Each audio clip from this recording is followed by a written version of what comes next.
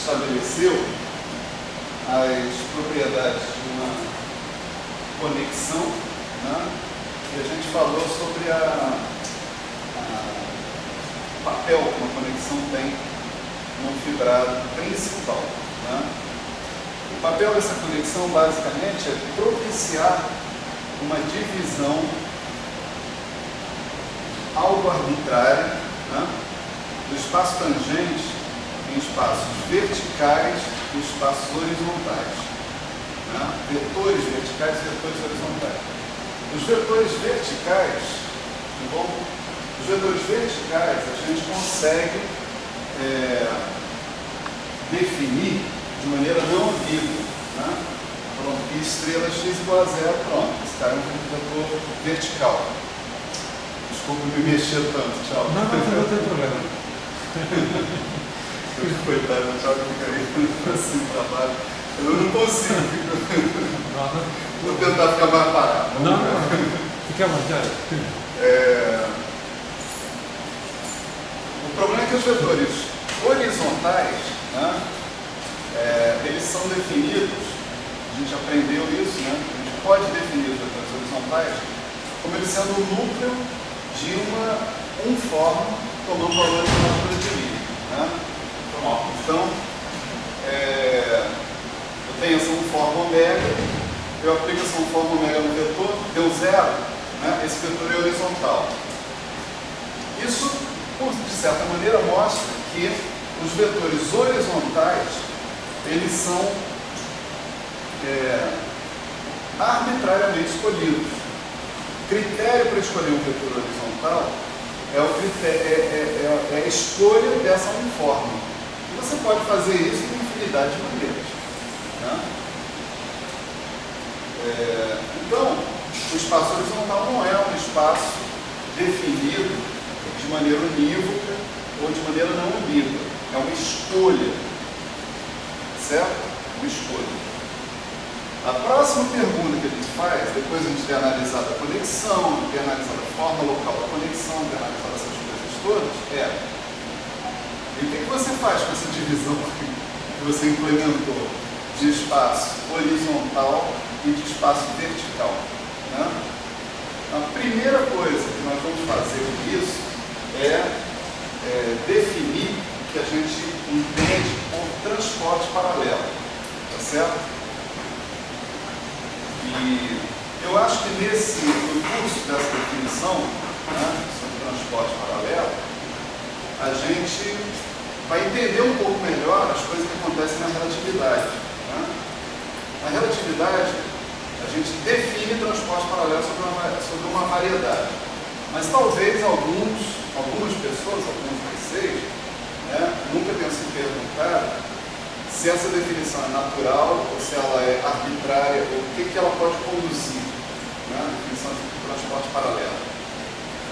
Pois bem, com essa definição que nós vamos dar de transporte paralelo, a gente vai ver que essa definição é uma definição arbitrária. A gente tem a liberdade de dizer o que significa transporte paralelo, contanto que a gente siga certas regras que estão conectadas à conexão, naturalmente.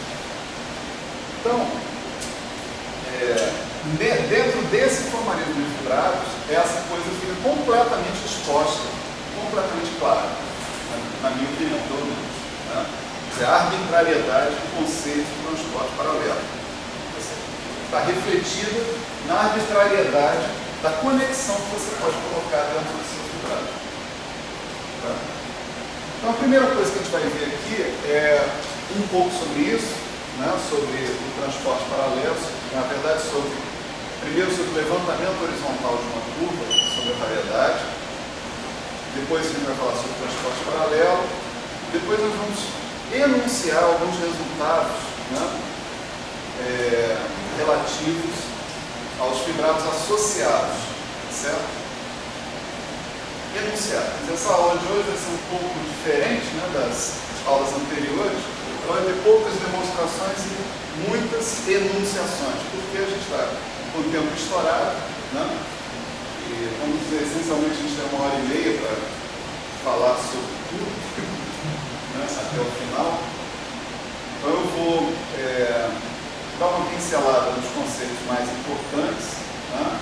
Tentar explicar esses conceitos em termos o mais intuitivos possíveis e os detalhes de demonstração a essa altura, né? Tipo assim, quem seguiu o curso a essa altura tem capacidade de pegar e conduzir essas demonstrações por si próprio.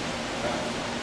As notas de aula vão ser enviadas, estão faltando 2 conjuntos de notas de aula, nota de aula 6 e 7, tá certo? São 7 notas de aula mesmo, não são 9. Né? Então, eu enviei até a 5, então faltam 2 conjuntos de notas de aula. Tá bom?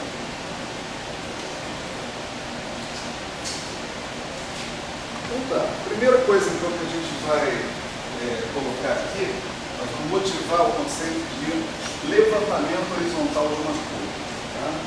E a gente precisa de uns fatos auxiliares aqui que são os seguintes. Tá? A gente tem a projeção, né, no fibrado principal e a gente viu que o mapa diferencial associado com a projeção, tá, e estrela, ele é o critério para discutir se um vetor é vertical ou não. Se isso aqui acontece, né, isso acontece somente se x é vertical. Né? Mas o π estrela também é um mapa, tá certo? Entre espaços tangentes, a gente pode ver isso. O π estrela é capaz de pegar um vetor horizontal, né? É capaz de pegar um vetor horizontal, né, e te devolver, né, um certo vetor x que pertence ao T π de E de N. Né? Tá certo? Quer dizer, o π estrela é um mapa que vai da onde para onde? Ele vai da fibra para o ponto. Né? O ponto P da variedade. Então, se ele pegar um vetor que está na fibra, né, xh está num certo ponto E, né,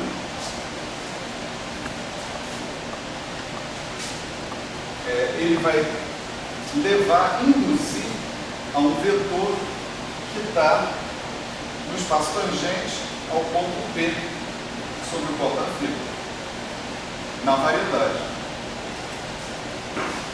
Esse mapa que está aqui, π estrela, o nosso famigerado π estrela, tá? Ele é um mapa 1 a 1. Vamos mostrar isso rapidinho. Tá? Primeiro vamos mostrar que esse mapa é injetivo. Tá? Proposição, né? π estrela é isomorfismo. Bom, ele é um morfismo porque ele é linear, na verdade, né? Ele é um mapa entre espaços vetoriais.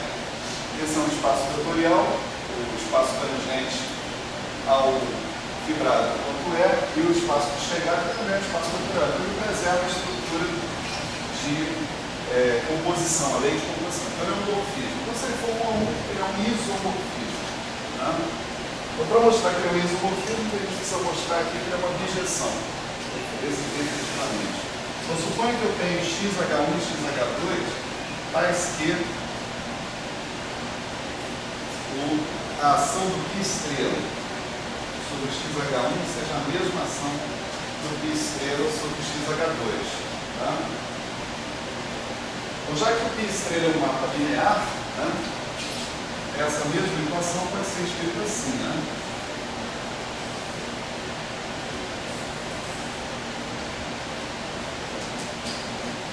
Certo?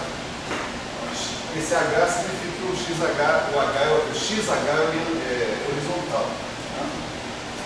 Então, se você tem que o π estrela quando um certo vetor, então a combinação linear de dois vetores, dá zero, isso significa que esse vetor é vertical. Né? xh1 menos xh2 é um certo xv. Né? Mas agora olha só, do lado da equação tem uma combinação linear de vetores horizontais, do outro lado tem um vetor vertical. Né? Eu sei que o espaço tangente é a soma direta desses dois espaços. Na soma direta, o único elemento em comum entre um subespaço horizontal e um subespaço componente da soma direta e o outro subespaço componente da soma direta é o zero. A única interseção entre os dois espaços tem que ser o zero. Ali eu estou dizendo que eu tenho uma combinação linear de vetores horizontais, que eu sei que é um vetor horizontal, tá? Dando um vetor vertical. Então, o único vetor horizontal que ao mesmo tempo é vertical é o zero, tá certo? Portanto, xh1 é igual a xh2. Né? Isso significa que o mapa é injetivo. Né? É a demonstração que a gente tem aqui de que o mapa é injetivo. Para mostrar que ele é sobre-injetivo, a gente, dado um x pertencente ao espaço tangente a n no ponto P, né, a gente tem que conseguir escrever esse x como π estrela de alguém. Tá certo? Então vamos pensar aqui.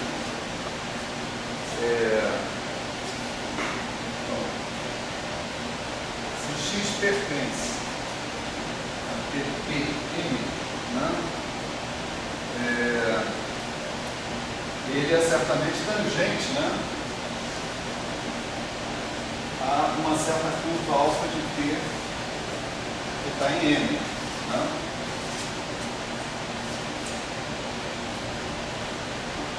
Tá certo? Alfa de zero aqui é o P, né? Ok? Então, beleza. Se eu tenho, né, também uma seção local aqui, né, isso eu sempre posso encontrar, né,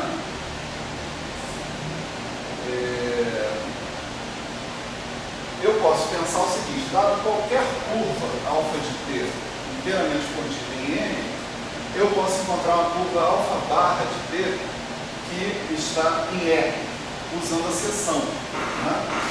Então, essa curva eu vou chamar de alfa barra T. Né? É um sigma de alfa de T. Né? Isso daqui é uma curva em E. Né? Ok?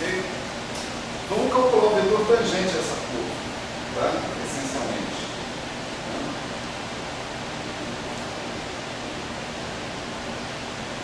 Quer dizer, essa curva é tal, né? Que isso é importante dizer, né? Π de alfa barra de T, né? Isso aqui é o π de sigma de alfa de T, por definição, não é isso?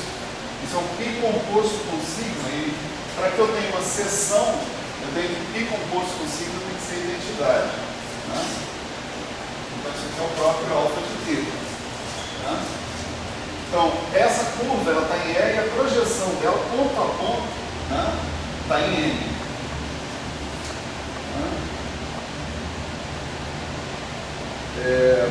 Vamos pegar então a expressão do vetor x atuando numa função f, né, de NR, né, vamos fazer o x atuar no f. Né? A definição disso daqui é ddt de f de alfa de t. Né? Tá certo? Vamos lá, P igual a zero, a gente está particularizando essa história para o ponto P, né? P igual a zero. Então, aqui eu posso perfeitamente inserir, né, a identidade na forma π composto com sigma, tá certo?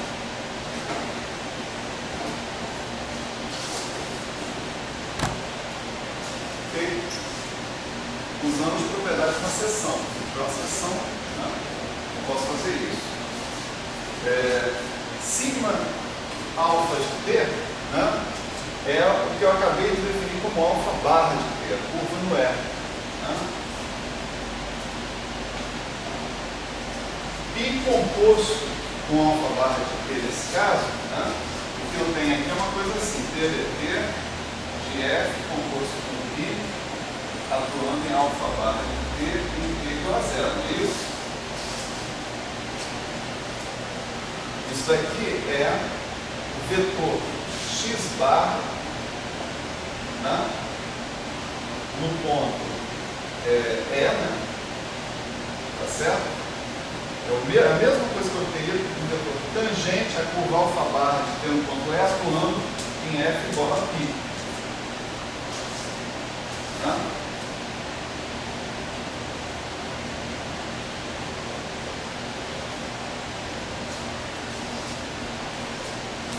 Mas isso é a definição do mapa diferencial, né? Certo?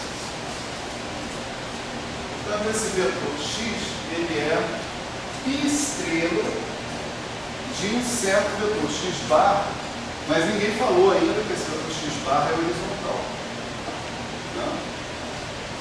O vetor x bar, ele pode ser horizontal ou vertical, ou uma combinação linear dos dois. Então, o que eu acabei de escrever, o x é o π estrela. O x bar, ele é um π estrela de uma certa combinação linear xv mais xh. Só que o π atuando em xv, π estrela atuando em xv, dá zero. Né? Então, isso aqui é um π estrela atuando em xh.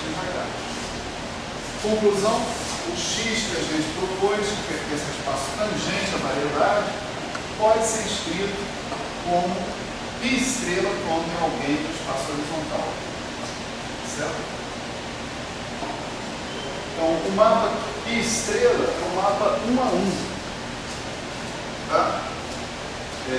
Claro que isso aí é num certo ponto né? Do fibrado. Né? Não tem nenhum impedimento a que você, no ponto EG, você aplique o π estrela, vai chegar no mesmo vetor x, e que esse vetor x seja o mesmo. Então, que tenham vários vetores ao longo da fibra que possam ir no mesmo vetor tangente. O ponto é, se eu fixar um ponto da fibra, esse mapa é um 1 a 1.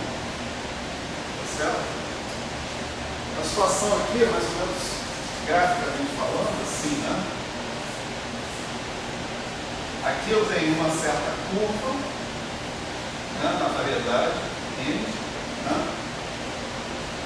E essa curva, sob a ação de uma seção, né, se eu tiver uma seção, ela vai se refletir uma curva no fibrado. Essa aqui é a alfa de T, né? Essa aqui é a alfa barra de T. Nesse ponto aqui, né, eu tenho um vetor tangente a essa curva alfa barra, né? Esse vetor tangente ele pode ser decomposto em componente horizontal e componente vertical. Isso aqui é totalmente entre aspas. Né? E o meu mapa π estrela, né, pega essa componente horizontal, né, e leva no vetor tangente a curva alfa de T na variedade. Quem faz isso é o π estrela. Certo?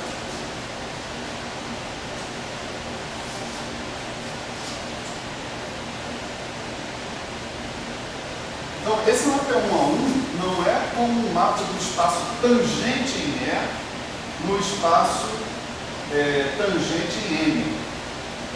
Porque, é claro, qualquer vetor vertical que você somar aqui vai te levar no mesmo lugar, que é o mapa π estrela. O π estrela nele dá zero. Né?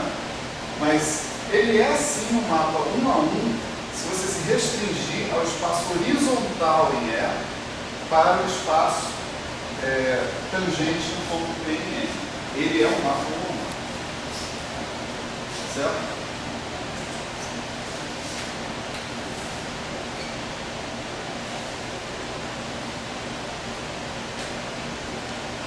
Então a gente agora pode aproveitar esse mapa 1 a 1, né, E tem algumas propriedades, só que eu só vou enunciar também, né, para vocês.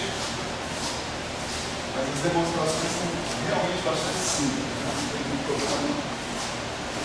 A primeira é a seguinte, aqui, suponha que o meu mapa de estrela, né, seja efetivamente isso, né? Quer dizer,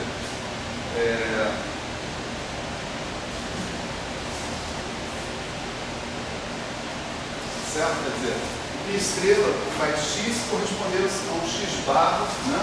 Eu estou dropando aqui o índice H, né, de horizontal, para não carregar a notação. Vamos lá, referência HF de F, né? É um cara horizontal, né?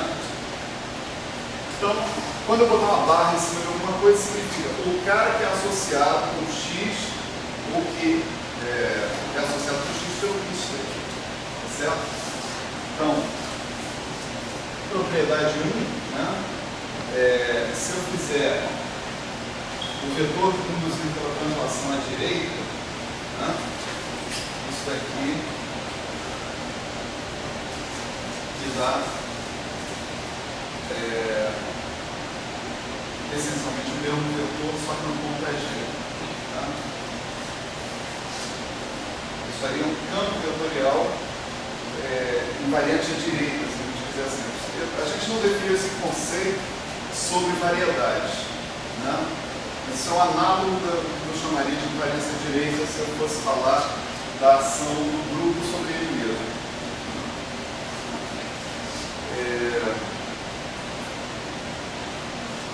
Propriedade 2, né? Se eu me ativer a linearidade do mapa de estrela, é bastante fácil a gente demonstrar isso aqui, né? Certo? Essa associação é linear, né? Propriedade 4, propriedade 3, desculpa, né? Se eu tiver um f x bar, onde esse f é um f de nr, né? Uma função daquelas que os vetores gostam de agir sobre elas, né? Então o f barra x, o fx bar, ele é o f bola i x bar, certo? E finalmente, né, a outra propriedade interessante é relativa ao parêntese de Lie, né, de dois campos em N. Se eu for procurar o cara que está associado com parêntese de dois campos em N, isso é a parte horizontal do parêntese de Lie associado com os campos que, por sua vez, são associados respectivamente a x e a y. Né? É preciso aquela coisa horizontal ali do lado de fora pelo seguinte, que o parêntese de dois caras horizontais não é necessariamente horizontal. Certo? Embora o parêntese de dois caras verticais, né, seja vertical, porque o pi estrela no x dá zero, né, e o pi estrela é um mapa diferencial, portanto ele entra no parêntese de Lie. Pi estrela no parêntese de Lie é o parêntese de Lie dos pi estrela. Né? Mas no caso do mapa horizontal, você não tem como garantir que o parêntese de Lie de dois caras horizontais seja horizontal. Então, o que está acontecendo ali, você tem que pegar a parte horizontal do parêntese de Lie. O parêntese de Lie de dois caras horizontais pode dar um cara que tem uma parte vertical. Aí, o que significa OR ali é joga fora a parte vertical. Certo?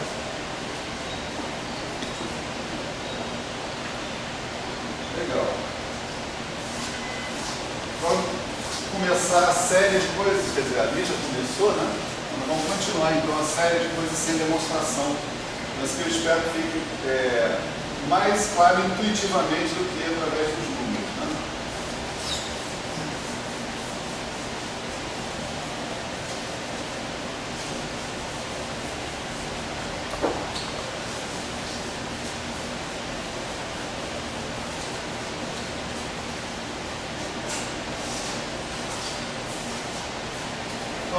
definir, né, definição aqui, né, levantamento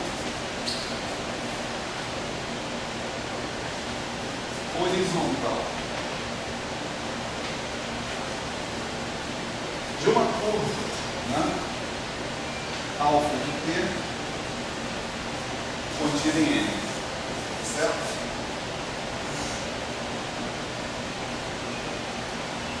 Então, o que é isso? Né? É uma curva, né, alfa barra de t contida em e, certo? Tal que I de alfa barra de t é igual a alfa de t. Começar, né? A projeção dessa curva sobre a variedade é a curva alfa, tá? E todos os vetores tangentes em todos os pontos, né?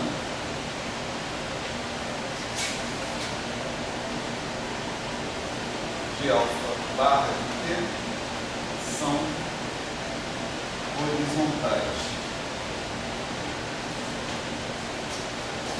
certo? Intuitivamente falando, né? Intuitivamente não, isso é uma mentira, né? Mas, vamos dizer assim, aproximadamente falando, né? Essa é uma curva que passa de uma fibra para outra, né? Um ponto da curva está numa fibra, outro ponto está em outra, outro ponto está em outra. Ela não é uma curva vertical, ela não está contida dentro de uma fibra. Ela está contida em múltiplas fibras, né? Pensando naquele ponto de vista, né, de que um vetor tangente a uma curva como essa, né, é um vetor que envolve no seu cálculo pontos, né, que estão em fibras diferentes. Então, o que se mostra aqui, se propõe aí, é que você tem um tipo de curva, né, no seu fibrado, né, que agora possa ser caracterizada, né, completamente pelos seus vetores tangentes, com vetores horizontais. Né? As curvas também tinham podido ser caracterizadas em termos de vetores tangentes verticais. Isso foi bastante fácil da gente ver. Né? Mas agora demorou um pouco mais, mas a gente está chegando à caracterização do outro tipo de curva que a gente tinha visto antes. Né? E a partir dessa definição, né, a gente tem um teorema. Eu não vou demonstrar, mas está demonstrado aqui. Certo? O teorema é o seguinte: para cada ponto E, né,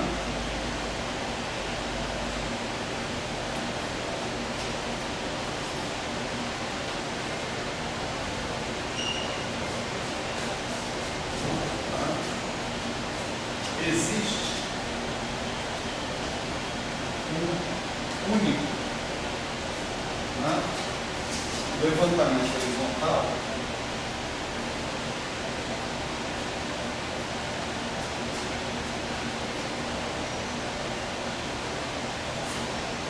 de alfa tal que alfa dado de 0 igual a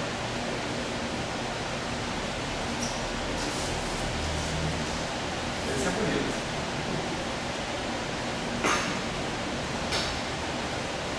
Também não é difícil de mostrar isso não, mas o que significa isso? Né? Significa o seguinte, né? Por que nós temos nosso alfa de t? Né?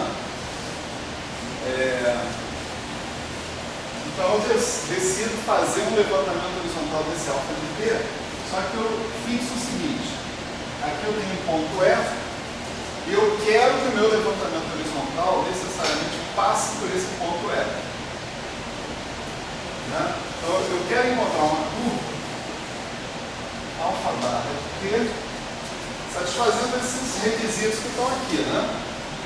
Eu quero que quando eu projetar a curva alfa barra de T, eu obtenha a curva alfa, eu quero que todos os vetores tangentes dela sejam horizontais. E mais, eu quero que ela passe por aquele ponto E. Tá certo? Só tem uma curva dessas.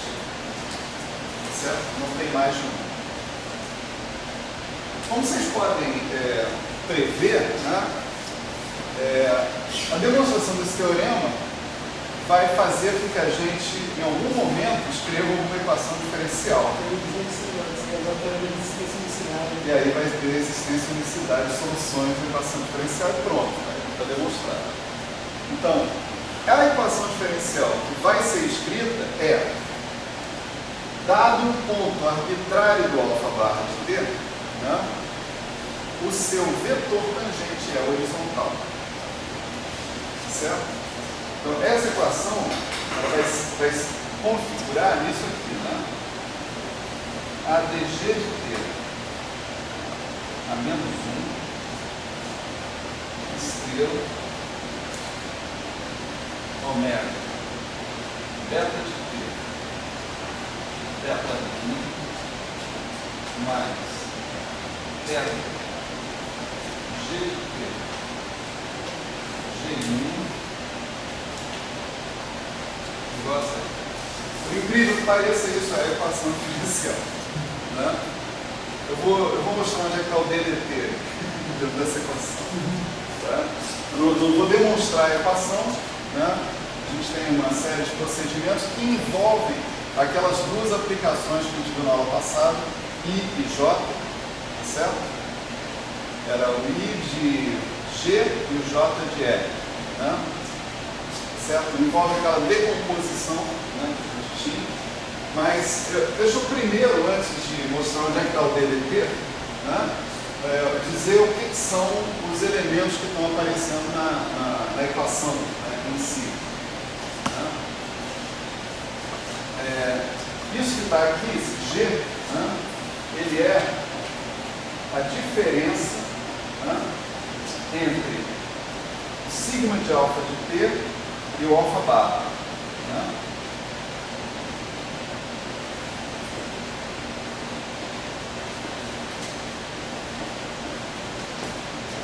Então você está supondo o seguinte, você tem uma seção, né?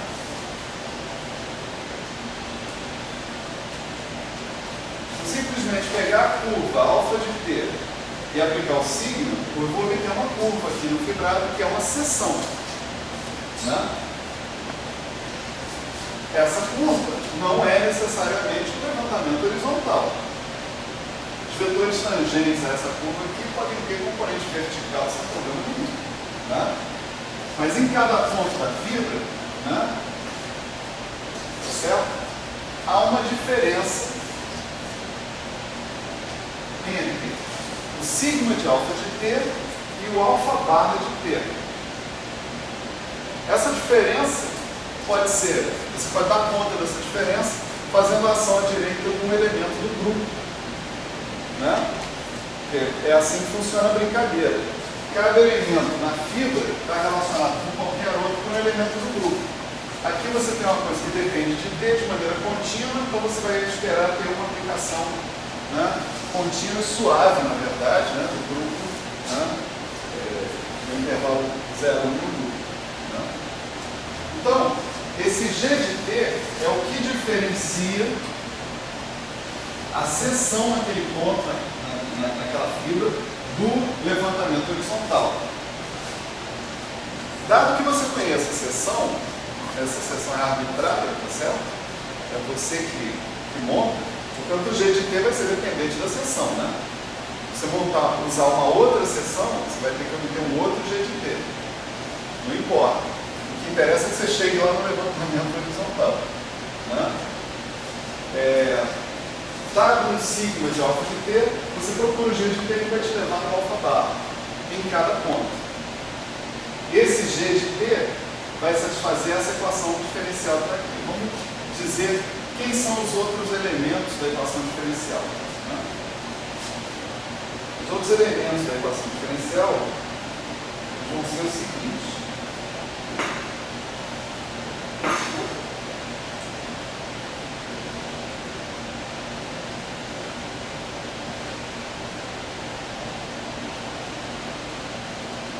que eu chamei de beta, né, é exatamente sigma de alfa de t, certo? É só uma curva que eu chamei de beta de t, tá? A curva lá no fibrado, né? O que eu estou chamando de beta linha, né,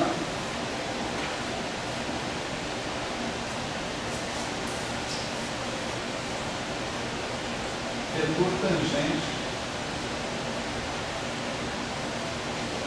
aberto do ponto em questão, né? Ponto em questão.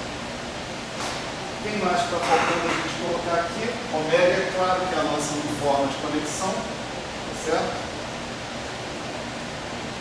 E essa equação aqui, a gente vai obter essa equação como sendo, na verdade, o ômega atuando no x bar, né? Eu estou querendo dizer, x bar aí é o vetor tangente ao levantamento horizontal, alfa bar. Se esse vetor tangente tem que ser horizontal, ômega atuando no x bar tem que dar zero. A partir desse fato que o ômega atuando no x bar dá zero, é que a gente chega naquela relação que está ali, ADG, estrela, não sei o que, dando isso, né? Outro elemento que está aparecendo aqui, né, nessa equação, né, agora, é familiar da aula passada, né?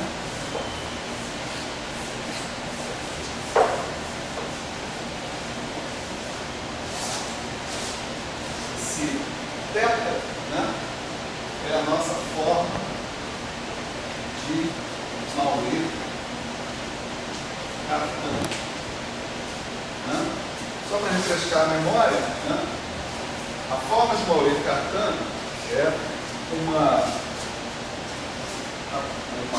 forma tomando valores na álgebra de linha do grupo, né, que tem a seguinte ação, né? Se esse θ atuar sobre um certo vetor x tangente pertencente ao espaço tangente ao grupo no ponto G, né, isso daqui é LG menos 1 estrela XG. Ou seja, ele pega esse vetor e, a partir dele, encontra um correspondente a ele no espaço tangente ao grupo na identidade. Tá certo? Ou seja, o que a gente chamou de álgebra de linha do grupo. Então, essa era a definição da forma de Maurer-Cartan. E aqui eu posso imaginar o seguinte: G de D, né, vai ser uma curva no grupo, né? Então, o que eu estou chamando de G' é um vetor tangente a G de T no ponto em questão. Certo? Então, estão todos os atores, né, do nosso drama estão apresentados, né? Isso aqui é uma equação diferencial, agora dá para ver razoavelmente rápido, né? Observando o seguinte: qualquer vetor tangente a uma curva pode ser escrito assim, como G estrela de D ADT. Certo? Se você tiver uma curva alfa de T, né, por exemplo, isso aqui é um caso particular de uma fórmula genérica, né? Alfa linha, né, igual a x alfa, vamos dizer assim, o vetor tangente à curva alfa, né, ele pode ser escrito como alfa estrela de DDT. O alfa, em geral, né, é uma aplicação, né, de R em N, né, o intervalo 0,1 de R em N. Né. Então, o alfa estrela, né, é uma aplicação do espaço tangente a R no certo ponto T, do espaço tangente a N no ponto alfa de T. Tá certo? Ok? qual é que é essa aplicação? É exatamente, ele vai me dar o quê? O vetor tangente em N no ponto alfa de T. Se a gente fizer a continha, uma conta simples, né, você vai ver que é exatamente as componentes do vetor tangente que a gente viu antes. Os componentes desse vetor são os componentes do vetor tangente. Então isso aqui é uma relação genérica. Isso aqui está sendo particularizado para o caso de uma curva sobre o grupo. Tá certo? Quando a gente estudou fluxos, quer dizer, a gente não estudou fluxos, né? Quando se estuda um fluxo, mas isso também está no material complementar que eu enviei para vocês, né? A gente utiliza essa noção de vetor tangente a uma curva, né? Para introduzir o aspecto de fluxo. Né? Então, se eu pegar o θ de G de T agora, né? E aplicar em G estrela dt, né? Isso vai ser o G estrela θ no ponto T calculando em ddt. Né? E agora é só a gente pegar, isso aqui é a definição de retrocesso, certo? Agora é só a gente pegar e lembrar como é que a gente pega as componentes do retrocesso de uma certa forma. Suponha que o θ tem a componente θ-mi, os componentes do retrocesso vão ser θ-mi, dg-mi, dt, e aí você vai ter dt atuando no único vetor tangente de R. R é uma variedade unidimensional, só tem um vetor tangente. Então ele só tem uma forma. Né? Então, essa uniforme dt atua no único vetor tangente, isso aqui dá 1, né? Então isso aqui dá θ-mi, dg-mi, dt. Onde esse índice mi que está aqui, né, indica coordenatização. Então, só vou ver o ddt aparecer na equação diferencial se eu der um sistema de coordenadas, onde é para o grupo e é para o grupo, essencialmente. Certo? Então, o que a gente tem aqui, o θ de T atuando no G', que é o vetor tangente, é esse pedaço aqui da equação diferencial. Então, você pode ver, aquele pedaço ali tem coordenadas da forma de Maurer-Cartan, θ-mi, dg-mi dt, igual àquela coisa que está ali, que envolve a conexão, tá certo? Atuando no vetor θ'. Portanto, a equação diferencial, que vai me dizer quem é o G que eu vou utilizar para ligar a seção sobre aquele ponto com o levantamento horizontal, qual é o G que faz isso? Esse G depende do ômega, depende da conexão. Certo?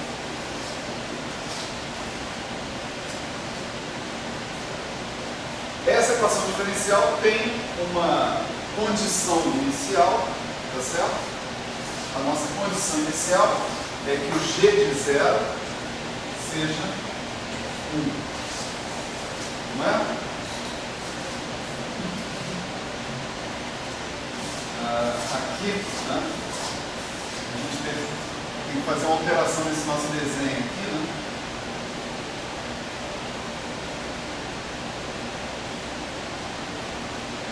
É o seguinte, a seção, em geral, é isso aqui. A nossa hipótese de trabalho é que a seção nesse ponto passa pelo ponto E. E a gente quer que o levantamento horizontal também passe pelo ponto E. Certo? Então, o sigma de alfa de zero coincide com o E que você quer que o levantamento horizontal passe. Tá certo? Portanto, nosso G de zero tem que ser 1. Condição inicial, né? E equação diferencial de primeira ordem. Só que não é uma equação qualquer, né? Porque, por exemplo, no caso de matrizes, essa é uma equação diferencial com matrizes, envolvendo matrizes. Isso quando está falando da coisa mais simples. Né? Ali a gente está falando, em geral, de uma coordenatização genérica do grupo. Certo? Então pode ser fácil, pode ser difícil. Né? Depende. Já que a gente falou em matrizes, deixa eu escrever para vocês como é que essa equação fica quando a gente tem um grupo matricial. Tá certo? Quando o nosso grupo G atua sobre o espaço E na forma de matriz atuando em vetores, né? Por exemplo. Então, quando isso acontece, a nossa equação ali, ela fica assim, G de T, a menos 1, omega, beta de T, beta I, G de T. Isso aqui, G a menos 1, G é a ação adjunta, né? Da aplicação adjunta sobre essa forma. Essa forma aqui é um elemento da álgebra de Lie do grupo. Então, o ADG estrela atua quando o G é um grupo matricial, ou quando o G é menos 1G. Mais detalhes do material complementar das notas de aula. Isso está escrito lá. Mais G de T a menos 1, DG VT igual a zero. Agora está bem mais reconhecido como uma equação diferencial. Né? Você ainda pode agora lembrar, né, que o delta, né, é o sigma composto com alfa, de modo que aqui você vai ter um sigma estrela omega, né, atuando no alfa linha, certo? Aqui essencialmente vai ser o omega, sigma estrela alfa linha. Mas sigma estrela, né? Vamos dizer, sigma estrela alfa linha aqui, pela definição de retrocesso, vai ser o sigma estrela omega no alfa linha. E o sigma estrela omega é o que a gente viu na aula passada como sendo a forma local da conexão, representante local da conexão. Então a mesma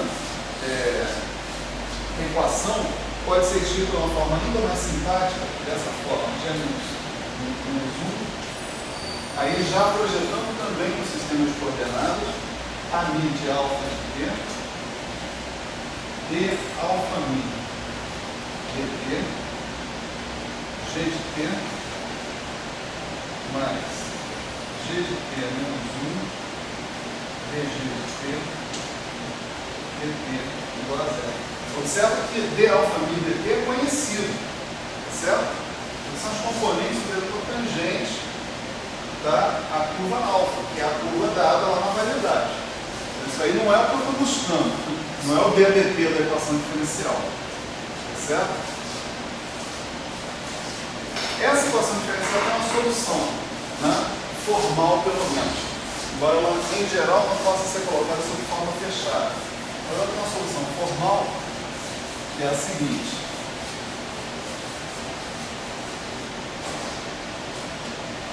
Pode escrever como uma equação integral. A equação diferencial você pode escrever como uma equação integral, já satisfazendo a nossa condição de contorno G de 0 igual a 1. Então esse G de T vai ser 1 menos integral de 0 a T a mi de alfa de T de S alfa ponto mi de S G de S certo? E você integra a equação essencialmente multiplica por G, né, dos dois lados, multiplica por G a equação inteira, você vai se livrar daquele G menos 1, você vai ficar com a mi, alfa ponto, G de T, né? E integra a equação e usa a sua condição de contorno, de condição inicial, G de 0 igual a 1. Né? Então, isso aqui se transforma em equação integral, eu não fiz nada, eu continuo com G aqui do mesmo jeito, né? Mas eu observo que a minha conexão, as componentes, numa certa coordenação da minha conexão, o meu representante local da conexão, dependem da curva alfa, tá certo? Em outras palavras, dependem do caminho, vamos dizer assim, que você está colocando, né? Se você mudar de curva alfa, você está mudando essa integral que está aqui. E há uma solução formal que é a seguinte, esse G de T, aí você itera, né, essa equação, você pega isso aqui, substitui ali, e etc, até o infinito. Né? Isso vai dar, por definição, um negócio que é chamado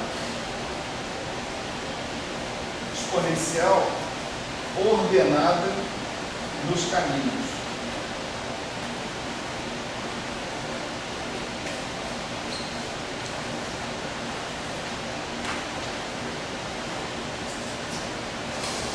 Essa é a solução formal desse problema, certo?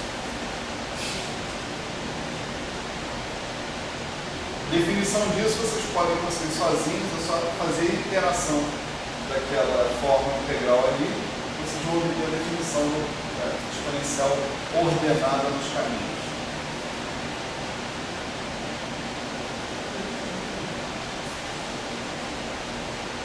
Tá bom? Diga. Você, na verdade, assim, do teorema de equação diferencial, você vê que está usando mais até a velocidade, eu acho, né? Porque, na verdade, você resolveu a equação, efetivamente. Para o caso do grupo matricial, né?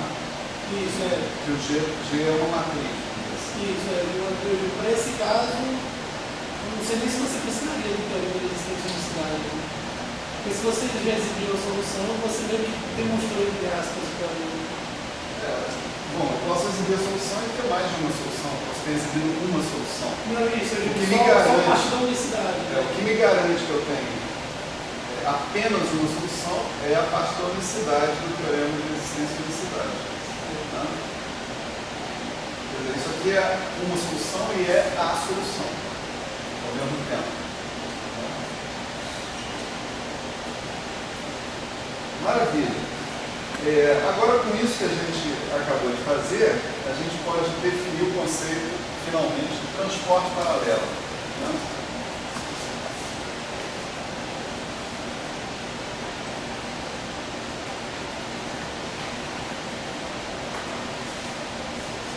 Então, para falar do conceito de transporte paralelo, a gente precisa dos ingredientes. Né? O ingrediente inicial é uma certa curva alfa, né? Um certo intervalo AB em N, né?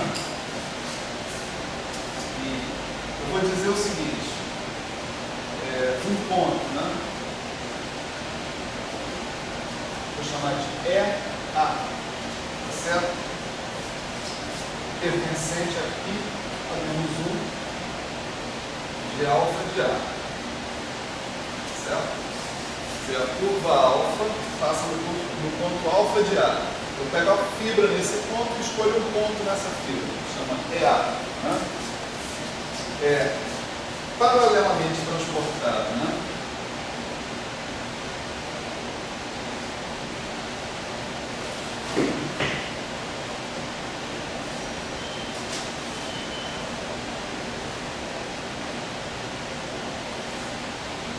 A outro ponto é B, tá certo? Esse agora pertencente aqui é menos 1 de alfa de B. Então minha curva passa pelos pontos alfa de A e alfa de B na variedade. Eu tenho a fibra sobre alfa de A, a fibra sobre alfa de B. Na fibra sobre alfa de A eu tenho um ponto A e eu tenho um ponto B. Eu vou dizer que esse ponto é paralelamente transportado a esse ponto, é B, né? Se PA e EB são os pontos inicial e final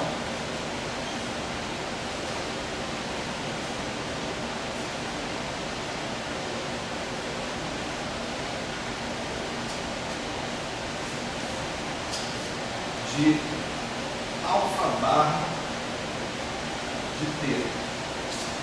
Ou seja, no levantamento horizontal da curva alfa, né, tal que alfa barra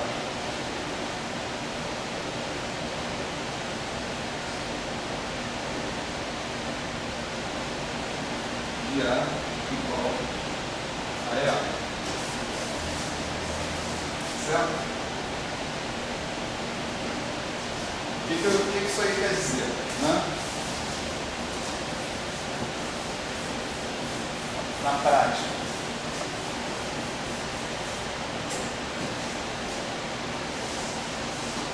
Vamos lá.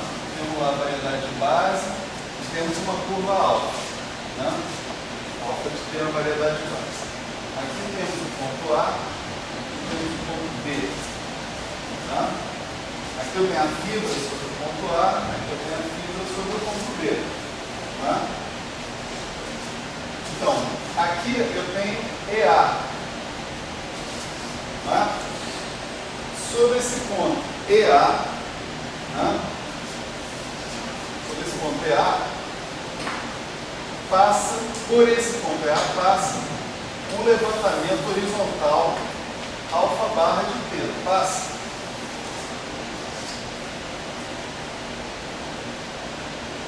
Como é que eu descubro o levantamento horizontal? Eu preciso daquele G de T, né, que me diferencia de uma certa curva padrão que eu escolho através de uma seção e o levantamento horizontal. O G de T que satisfaz essa equação, né, eu calculo o G de T, tá, pronto, descobri o curva alfa barra. Né? Bom, aí aqui nessa fibra, sobre esse ponto, eu tenho diversos pontos. Né?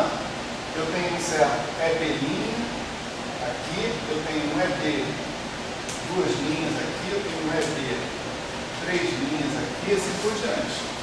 Nenhum desses pontos eu vou dizer que é transportado paralelamente. Eu não vou dizer que ele seja. Nenhum desses pontos é EA transportado paralelamente ao longo da curva alfa. Tá certo? Quem é transportado paralelamente ao longo da curva alfa é exatamente o único ponto naquela fibra pelo qual passa a curva alfa barra de P. Vamos chamar de EB. Então, EB, que pertence ao levantamento horizontal, né,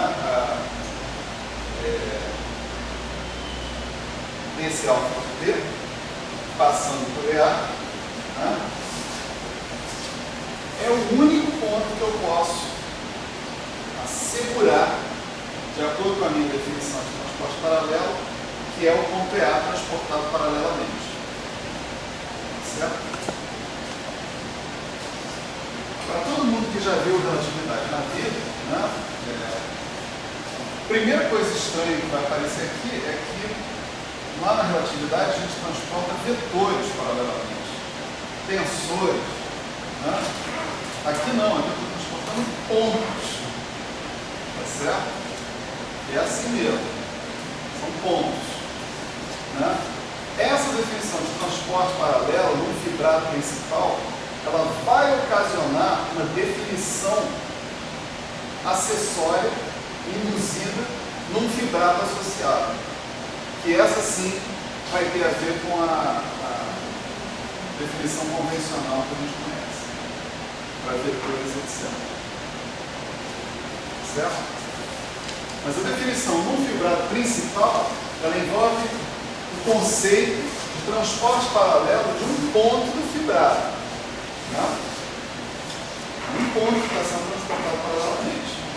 E vocês veem que o que eu chamo de ponto transportado paralelamente, o EB, depende crucialmente da curva alfa, ao longo da qual estou transportando, e da conexão que eu estou introduzindo dentro do meu fibrado. Né? Veja, por exemplo, no caso do fibrado matricial, né, essa dependência explicitamente aparecendo aqui. Aqui é a conexão, aqui é a curva na variedade de base. Tá certo? E o vetor tangente, naturalmente. Certo? Então, se eu vou chegar num ponto ou se eu vou chegar em outro, depende de por qual caminho eu estou seguindo na variedade de base. Tá certo? Eu poderia ter seguido essa outra curva aqui na variedade de base. Né? E aí, se eu aplicar a minha definição, o meu levantamento horizontal dessa outra curva passando por EA não tem por que ser igual ao levantamento horizontal da outra. E, portanto, não tem por que terminar no mesmo ponto aqui. Então, se eu escolher um outro caminho aqui na variedade de base, para fazer o transporte paralelo, né, eu posso chegar a um ponto diferente.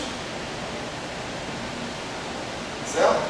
Se eu escolher uma outra conexão no meu fibrado principal, eu certamente também vou chegar a um ponto diferente. Vocês veem aqui no exemplo do grupo matricial a dependência do cara na conexão. Certo? Então, o transporte paralelo é algo profundamente arbitrário e dependente, né, em primeiro lugar, da conexão que você coloca no seu fibrado. E, em segundo lugar, do caminho ao longo da variedade de base que você está considerando para definir o seu transporte paralelo. Isso, uma coisa que pode deixar a gente menos intranquilo, né, é lembrar que lá na relatividade geral, todo transporte paralelo é definido a partir de um caminho também na variedade de base, que é o nosso espaço de Minkowski, ou a nossa variedade diferenciada, né, espaço curvo, né, associado com a existência de gravitação. Né? Então, o que você está transportando paralelamente são entidades que vivem sobre esse espaço, vetores, elementos do espaço tangente, tipicamente caras do espaço tangente, né? Ou do fibrado tangente. Né? Tem uma interpretação de todas aquelas coisas da relatividade em termos, todas as formas da relatividade, em termos de um fibrado específico chamado fibrados referenciais. Não deu tempo de a gente falar disso, isso também está colocado nas notas de aula. Vocês podem olhar isso lá, né, e verificar que a conexão, né, aquele objeto lá com 3 índices, né, que a gente está acostumado, ele aparece naturalmente. Certo? Agora, assim, essa questão eu fazer primeiro mentalmente, sei lá, a ligação. Mas eu digo, você para definir, você consegue definir o transporte paralelo, que você parte da ideia de fibrado, mas você não precisa nem sequer que a variedade seja de riemanniana, ela pode não ter métrica, bonitinha.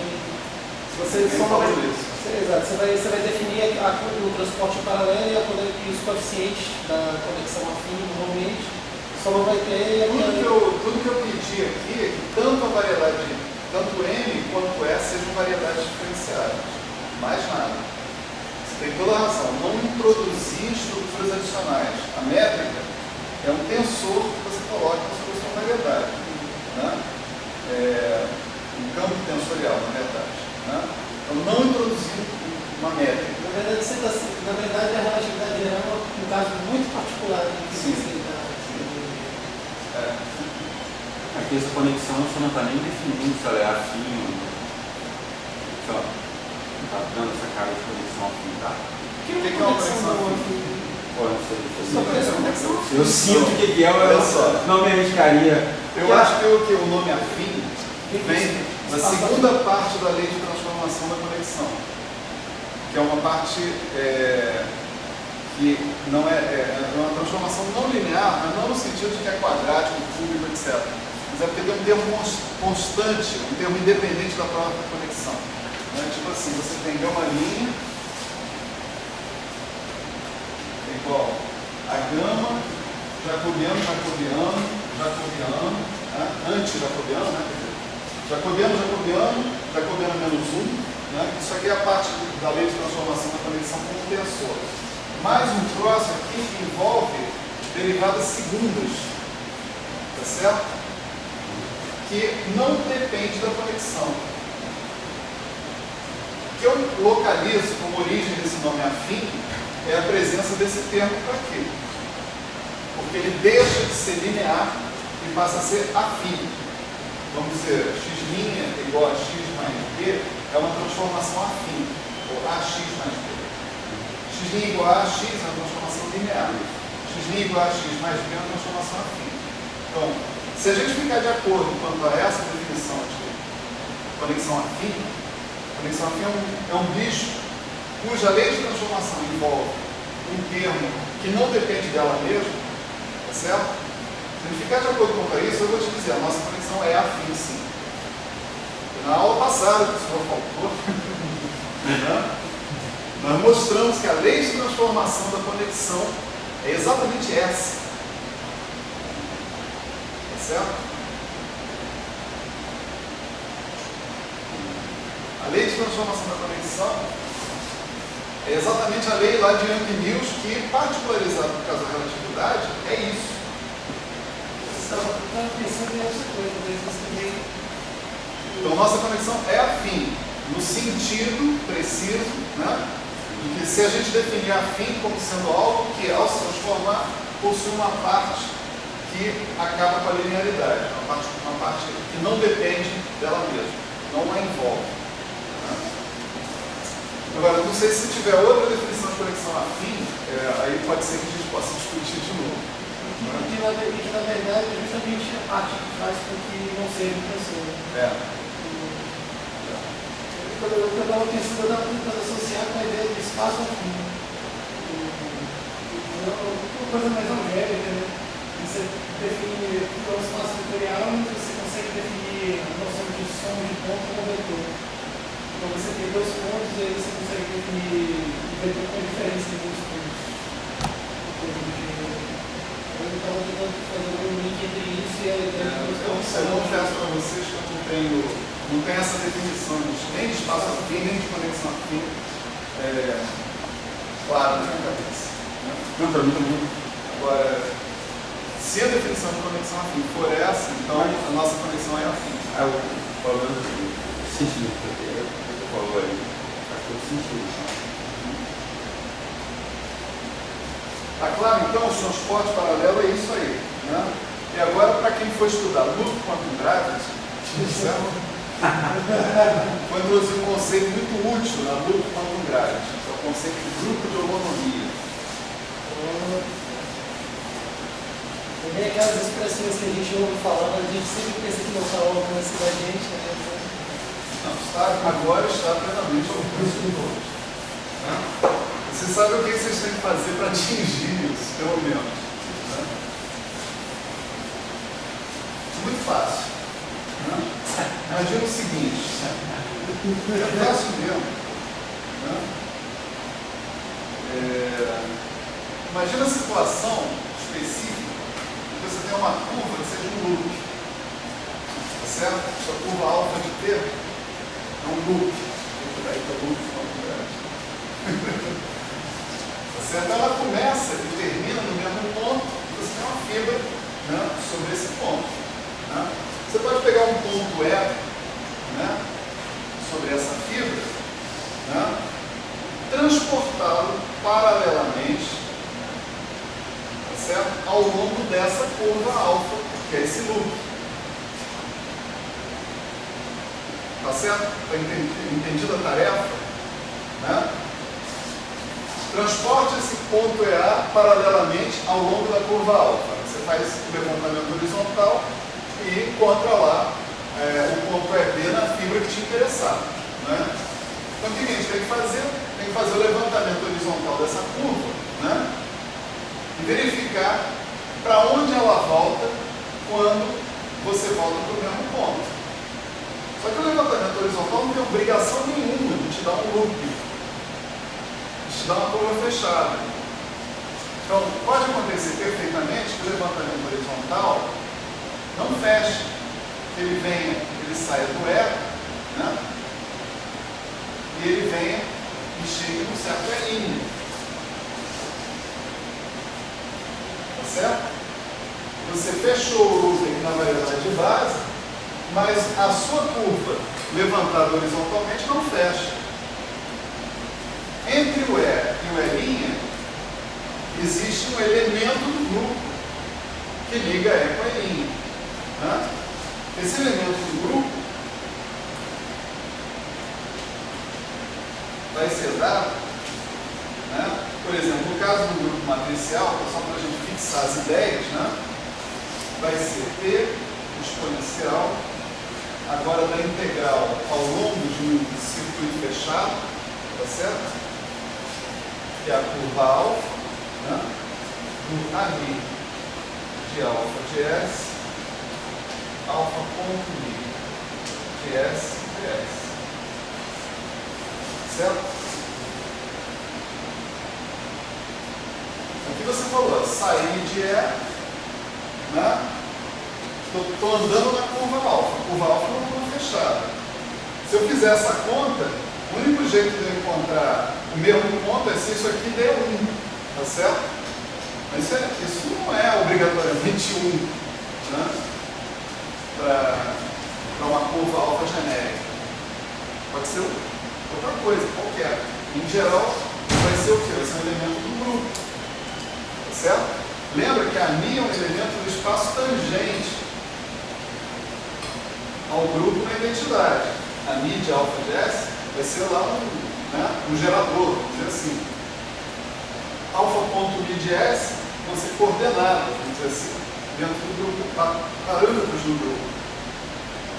Então, o que você tem aqui é o mapa exponencial mesmo.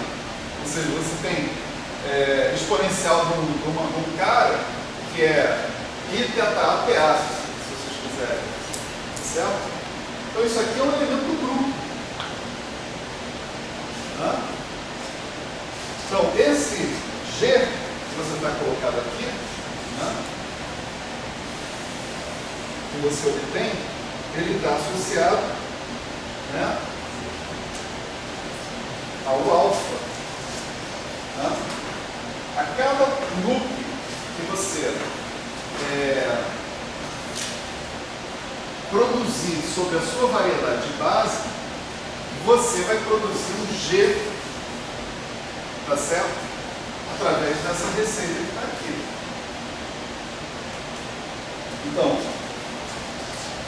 se você produzir um G e depois outro G, isso está associado ao produto de loops. Vocês sabem o que é um produto de loops? Bom, quando nós estudamos homotopia, né, a gente definiu o produto de dois laços, né, de dois loops. Né? O produto de dois loops, intuitivamente, é o seguinte: primeiro você percorre um, depois você percorre o outro. Tá certo? Então, o que vai acontecer se você percorrer primeiro um e depois o outro? Quando você percorrer o primeiro loop, você vai chegar nesse L'. Aí você vai percorrer o loop de novo, só que partindo de um ponto diferente, L'. Então você tem outro levantamento horizontal. Então quando você percorrer agora esse cara de novo, você vai obter um E duas linhas. Esse E duas linhas se relaciona com uma E' por um certo G, né, também. Então, se você quiser saber a relação entre E e duas linhas, isso é o produto, é a composição de G com G, com G' com G duas linhas. Como esses caras são elementos do grupo, tá certo? G' vezes G duas linhas pertence ao grupo também. Então essa lei de composição de elementos G, né, obtidos por esse procedimento, é fechada dentro do grupo, mas você pode ir além e você pode dizer o seguinte: eles são fechados na associação deles com laços.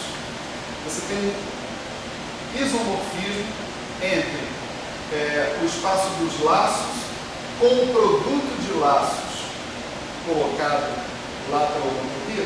Qual é o produto de dois laços? Percorre um primeiro e depois percorre o outro. Isso você falou que na verdade é a justa posição. Porque você parametriza de uma forma que o T variando de 0 a 1, de 0 a meio, percorre 1 de meio ao meio. São outras palavras, né? Não, só você percorre o primeiro e depois percorre o segundo. Você pega o T e ajusta para que isso aconteça. Para que o 0 a 1 corresponda a percorrer os dois. Perfeito. Ou os 3, ou os 4, ou os 5. Né? Então, o conjunto de todos os Gs que a gente obtém fazendo isso aqui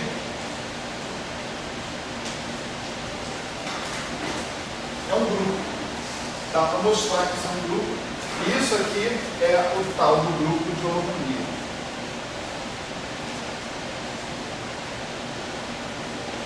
Mesmo lá no estudo do grupo de holonomia, né, a gente pode observar que esse grupo está em correspondência, as propriedades dele, com as propriedades desses loops sobre a variedade de base, desses laços, né, sobre a variedade de base.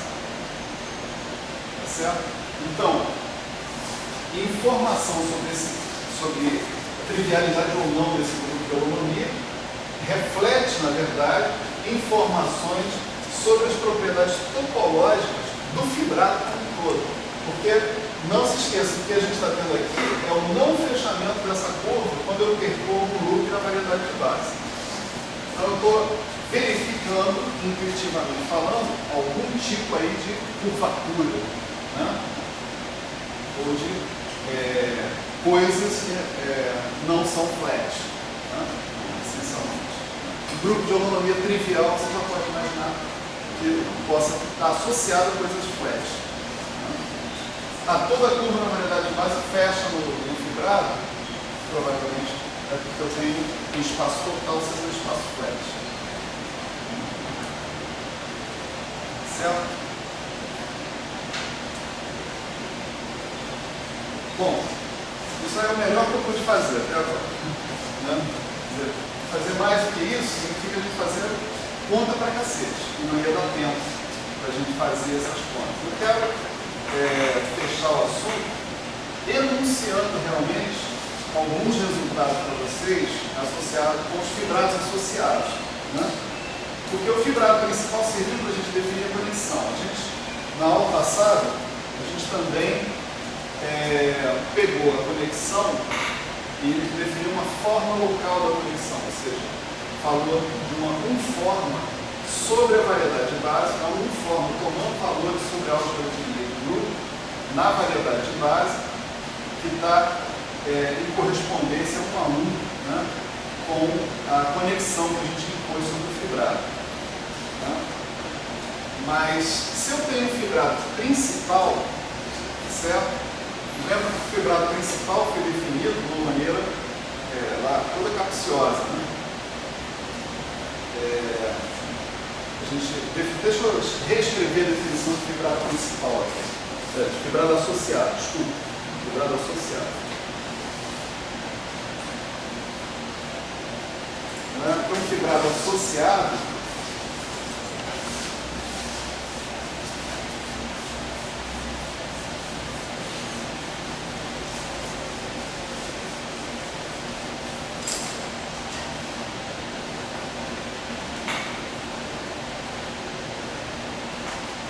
primeiro ele é associado aqui ao fibrado principal, né? Isso aqui é uma recordação. A gente já falou sobre isso. Né? A definição de fibrado associado envolve o seguinte: envolve você ter um fibrado principal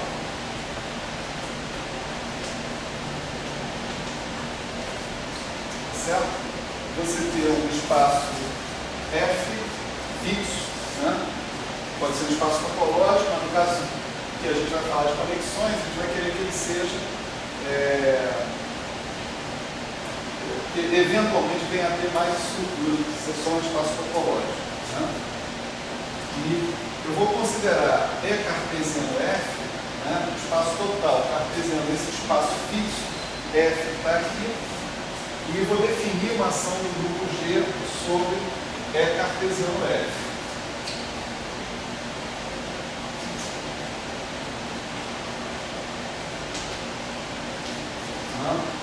Essa era a definição que a gente fazia. Aí a gente fazia o espaço quociente, né? E cartesiano F sobre G, que era o espaço das órbitas, né? Em E cartesiano F sobre a ação de G. Né?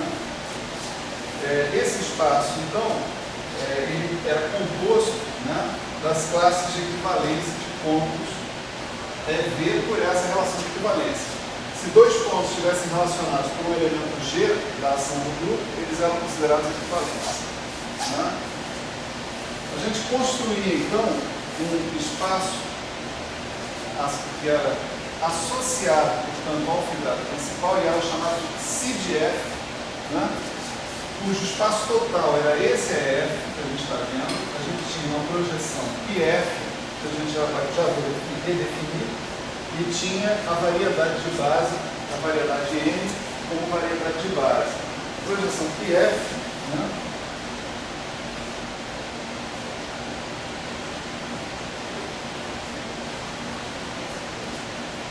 Era definida, né, com o uso da projeção do fibrado principal.